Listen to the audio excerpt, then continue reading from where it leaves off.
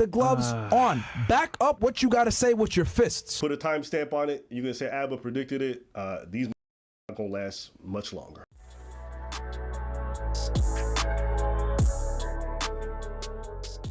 What up, YouTube? Today we're going to be talking about what Myron Gaines did 4 days before Christmas when not a creature was stirring, not even a mouse all throughout the house. He decided to go on a tirade and call out not only Aba, but he also called out Andrew Shulz to a boxing match. Call his ass on air. You me call him? Call him. I'm calling. Watch him duck it, man. Come pick up, bro. Hell no, you ain't gonna pick up. Oh, bad. I'm just calling, but not picking up. Call again. Put the gloves on. Back up what you got to say with your fists. Man, the amount of cope that you guys get for Aba running away from his own fights, I don't know Preach. I've never met him in my life. We call him on air 2 times. We're calling this on air. No, you guys are a witness. I called Destiny. We called him directly. I didn't even know Fresh had his number. Yeah. I tagged him on Twitter. Remember, he's gonna duck it. You know what happened? You didn't answer like you. I don't have WhatsApp notifications on, 1, and 2. The funny thing is, at the time they were calling, I was at a birthday party. So here I am talking to ladies, and I guess these guys thought I'd be like, oh, I hope Fresh and Fit's calling. Let me find out. I was like, why would I leave a birthday party? I will say it is quite funny to see Myron say, yo, I ain't got no problem with Preach, even though you disrespected his wife multiple times and tried to defend it by saying, well, your wife is representation of you and, you know, your image and stuff like that. And it's going to be under heavy scrutiny from people that don't give a fuck about you. Because if we're going to be honest, the people who will criticize how your wife will look don't give a damn about you. They don't care about your interests at heart. And the moment you decide to listen to the internet and pick a woman to be your wife just for the sake of validation, you've officially became a puppet getting pulled on its strings. I do think it is quite hilarious that Aba's is minding his business, living his life, and he's looking at his phone like, yo, I ain't got time for this shit. This shit's like over 2 years old. People still talk, like, if it didn't happen at first, it's not gonna happen now. Just move on. I guess Myron's been sharing the fact that he's been training. You've been posting on Twitter about how you've been training 3 times a week, ready for this boxing match. The time has passed. If you think I'm going to travel to Miami to go see friends and family, and then I'm going to take time out of that to go spend time with you, you are bugging. I feel like we're in a playground. You scared? Huh? You scared? You scared? Sure, you a fucking grown man out here using playground insults to like trying to goad me into something I have zero interest in. It is corny for grown men who want to be leaders of other men to be out here yelling emotionally. Stop being a man. Screaming at people about how they want to fight. Leave the fighting to the fighters. All these like corny ass YouTubers and all these other people who love to just talk about violence like it's nothing, it's corny. You're just posturing to make other people think you look tough. Yeah, I was absolutely right on that point, because imagine trying to throw on the gloves, the boxing gloves, because somebody had an opinion about you on the internet and it's some dumb shit that you did. Like it would be the equivalent of, like, let's say you get involved in a DUI accident and a person says, hey, yo, bro, you a fucking moron, and you swing on the person who called you a moron. That's more than likely a good enough equivalency right there. Or a better comparison would be, imagine somebody wanting to fight you because you said the Cowboys suck or any other football team sucks. That would just be peak insanity. But the truth is, your business partner or your former associate Ayunde, who showed up at your house, broke in, and has been finding you in the streets, what did you do when he wanted to fight you and beat you up? When he said, let's get in the ring, boxing gloves. You walk up out of there, bro, immediately after Myron was like, hey, Queen, watch out, bro, this about to come up on us. This random nigga right here with the dreads come up, and Myron pulled up the blower like, hey, stop playing, you lose your life, nigga, come close, I'm about to blow your shit back. And the nigga kept coming, bro, and then luckily the cops was right there, so we had an extra witness. Yeah, facts, yo, yeah. The cops weren't here, he'd be facts. He would legit be right. That shit crazy, bro. And he tried to question like 2 different occasions. Really? Yes, that's what I'm trying to tell you, like, bro. Like in public? Yes. You don't want to get in the ring with, even though he wants to get in a boxing ring with you. No, you pull out the blicky at that time. What happened? I thought you've been training. Why don't you take that fight? It's because your ego couldn't handle the thought of you losing. So you've done the calculation and you justify however you want. But the truth is, it's because you're a coward. Ain't that right? by your logic. Because I think there's a tweet from you saying, if you want to talk some shit about people online, you better get ready to put on the boxing gloves and get in the ring. So why aren't you doing that? You been talking. These are your words. This is your paradigm. How come you don't live by those rules? That tweet is so ironic coming from him because he's the one who personally attacked Preacher's wife. And him saying that now is just beautifully ironic. And you know what's funny is these guys always LARP about, oh, women are so emotional. Women are so... Look at this clown. He's in a foreign country risking himself to go to jail in the UK, get his visa banned for pretty much all of Europe. For what? Myron, chill. Myron, come on, bro. Myron, come on, dude. Shout out to Fresh. Be like, baby, come back. Baby, please. Baby, come back. Stop, daddy. Why are you going to fight, daddy? Stop. You don't look cool because you're taking fights you think you can win. They just want to appear strong to their audience. They want to take fights they think they can win. I've said this from the jump, and I told this to Preach. I think this whole fighting shit is corny. During this whole feud between Aba and Preach and Fresh and Fit, where we've been just basically clowning on some of the stuff and the dumb shit that they've said, all you've done is take L's. You've just cost your business millions of dollars. You're getting yourself demonetized over the dumbest shit. Is that how a leader operates? Is that what you want to teach everybody? Hey, guys watching, don't be strategic. Don't be smart. Just say whatever you want, do whatever you want, and lose a bunch of money. Wow, that's great financial advice. That's a great example to set. You guys are grown people with networks in the millions talking about putting on gloves to settle your issues. Like it settles anything. What example are you setting for people? All your followers are going to get in boxing rings with people they have disputes with too? Just stop it. But you can carry on yelling. You can say, I'm scared. You can say, it doesn't bother me. Imagine trying to appeal to a bunch of strangers and be like, nah, I'm a brave man. I need y'all to know. So I'm going to get... When you fight somebody at the drop of the dime because they said some words to you, so like let's say they call you a coward, they call you they say they want to box or whatever, you're essentially giving them control over your mental state and your actions. Like, today it's these guys. What happens when the next person says something about my family? I got to go fight them too? What about the next person that has an issue with them? I got to go fight them too? Like, it becomes a never-ending cycle, these kinds of things. I'm not saying don't defend your family. Somebody puts hands on your people. That's a different thing. But you got to understand, like, there's not a shortage of people who are going to say crazy things online. Are you going to constantly react to everybody in the way they want? It's not because somebody calls you something that you then have to go and immediately start it's not a reasonable way to handle yourself online. Mind you, their YouTube channel is demonetized and they can't really make money off of their brand on YouTube, and the only way they can make money is through Rumble, which we all know Rumble does not have the same type of reach that YouTube does, primarily because they don't want to censor anything to get them bigger ad dollars on the site to make them a competitor to YouTube, because they may feel like, oh, well, they're starting to sell out now and bend the knee, as they'd say. But if you want to compete with YouTube and get to that level, you gotta take the ad dollars. And I've stated this in the past before, but I've never thought Myron really cared about the content he puts out. I've never thought that Myron really cares about his brand. And the reason why I say that is because if you really care about this, you're never going to put it at risk. You're never going to say or do anything that jeopardizes everything you worked hard to build. But hey, he probably did the same thing before he got fired at the federal agency, where they pretty much was interrogating him saying, hey, it's either be a YouTuber or be a federal agent. You can't be both. Now, granted, by that time that they confronted him about that, he was probably making enough, more than enough, way more than he was making at that job. But still, what caused them to pull him in the office is the question. Did it have anything to do with what he posted on Fresh and Fit?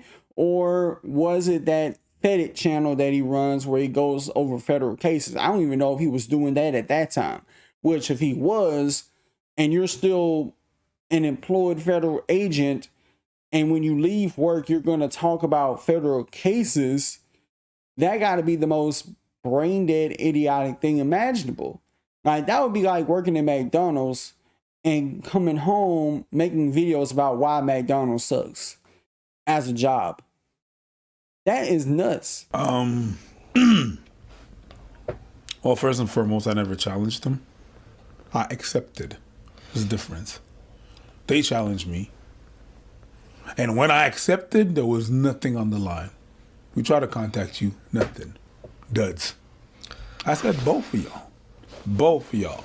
The one that initially said it and you. And for some reason, now all of a sudden you want to take him. It's me you targeted. Why all of a sudden you don't have a problem with me when I initially accepted? You see how fucking weird that is? And how corny that is? And he thinks it's corny because you even call me out on cam. I told you offline. You told me, yeah. We were filming and you told me offline, and yes, and you're right. But just on that point, the thing I said was like, listen, it's not my place to tell somebody how they want to defend their family or their wife. So that's your thing. Me personally, I just don't like it when I see grown men talking about they want to fight to settle disputes.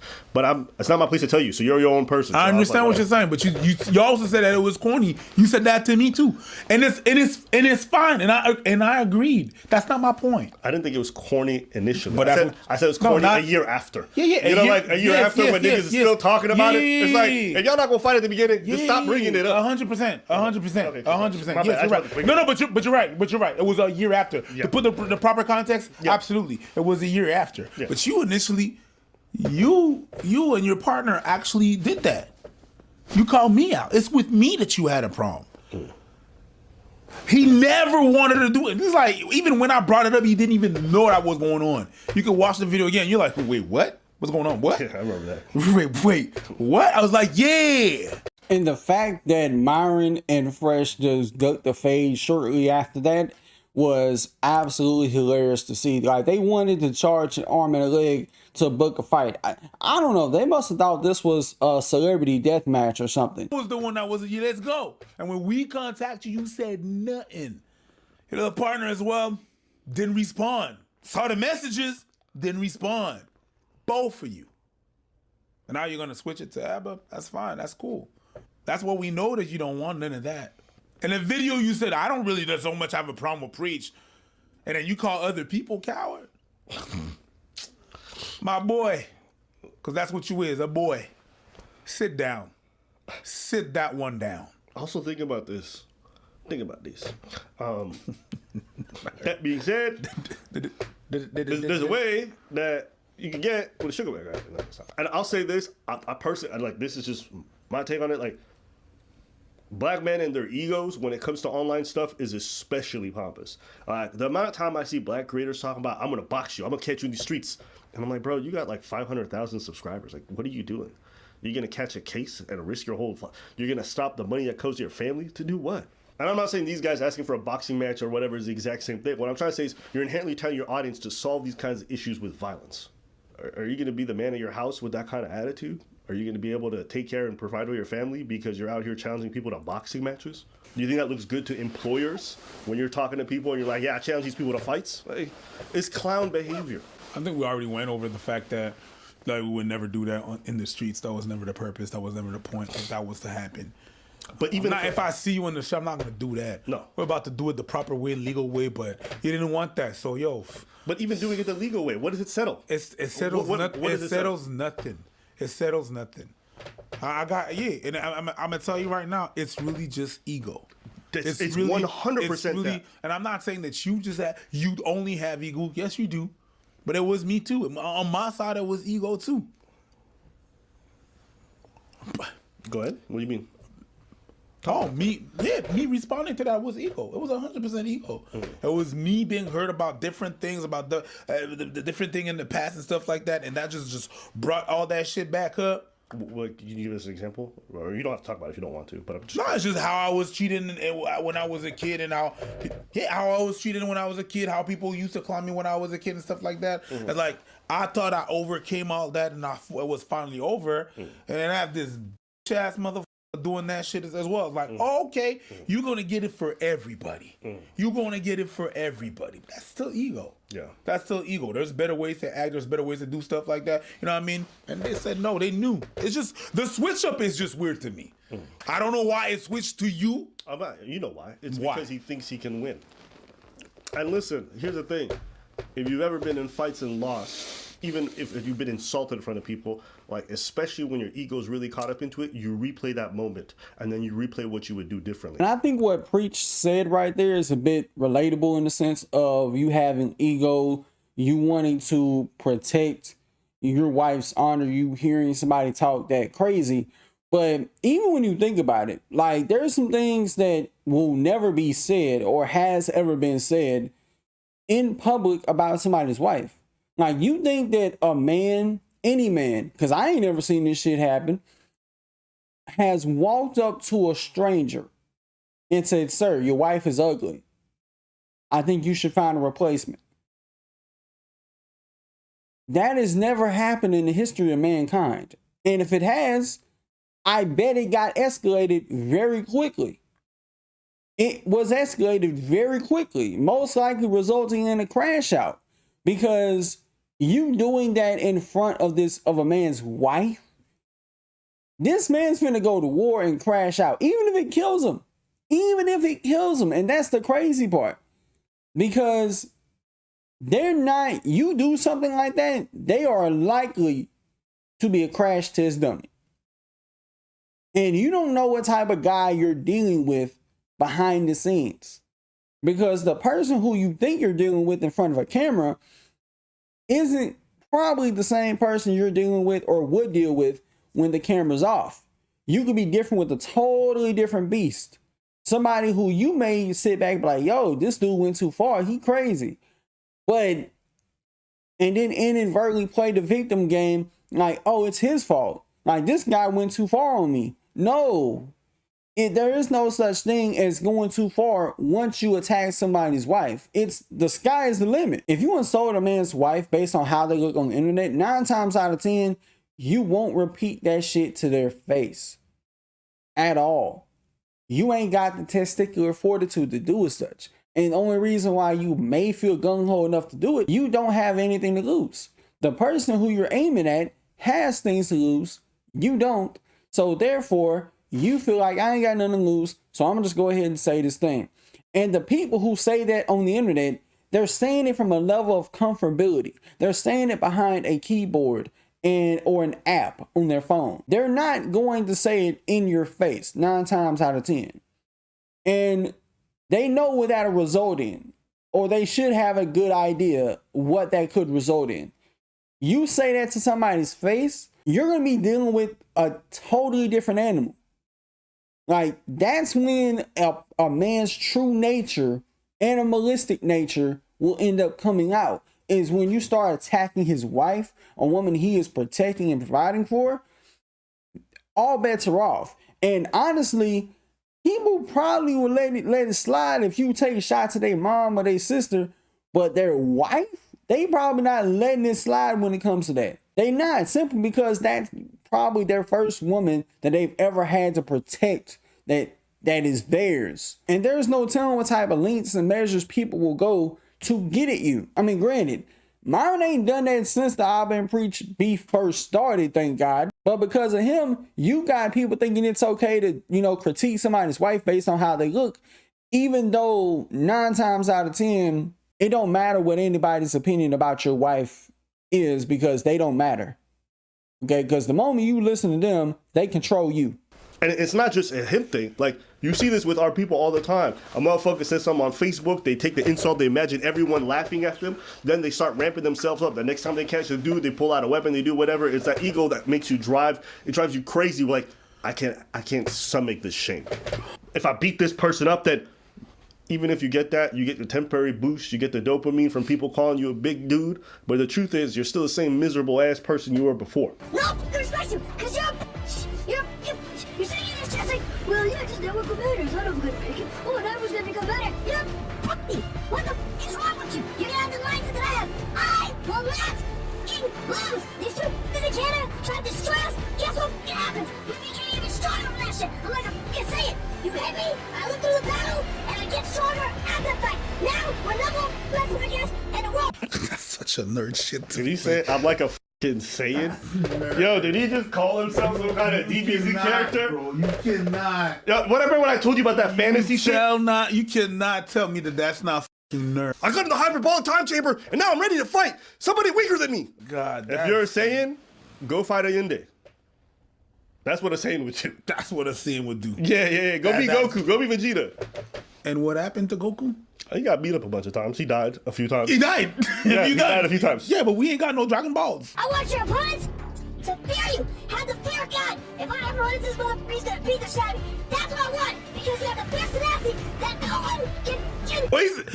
Your voice is breaking, my guy. These two pussies in Canada, God. they wanted to fight me. Canadians. Make no one let you fear you. You're a man. You're the prize. The point Myron was trying to make of having the world fear you is just so stupid. Why should you care if the world fears you? Hell, why should you care if the world respects you? The only people you ought to, worry about who respects you is the people around you, not random people you don't know. You shouldn't command respect or demand respect and fear and admiration from people you don't know or don't know you, or should you care for it? My God. Welcome to the Krusty Krab. You understand? Stop being in this chat. Tell me some dumb shit about, I don't know what it's done. I don't know what to do. Yes, you can. Stop being a man. That's what I want you to be. Where everyone is scared of you. They cannot stop you because they know if I get in this way, he's gonna run me over and he's gonna destroy me in the process. No one can stop you. That's what I want you guys to have. Man, hearing another grown man huff and puff while they say my name is pause. That is mad weird energy. I'm on breach. Yo, what you been doing? I'm gonna keep laughing at you. There's nothing you can really do about it, because I think dudes who huff and puff and scream and they're very loud, they're generally the biggest jokes in society. And the fact that you spend your whole time on your podcast calling women emotional, women can't control themselves, women are not to be, you seem like a liability, my friend. You seem like you can't control your emotions whatsoever. What happened to being stoic, to controlling yourself? You can't do it. So again, another one of these alpha male podcasts, these red pill dweebs, can't hold the frame that they preach their audiences to. They just scream and they get upset. And they take a lot of L's. Think about this. In the last 2 years, all these guys have done is cost themselves all the opportunities that they've spent their whole careers building for themselves. Congratulations, you played yourself. And you're probably going to lose way more down the line because you can't control your emotions. So put a timestamp on it. You're going to say Abba predicted it.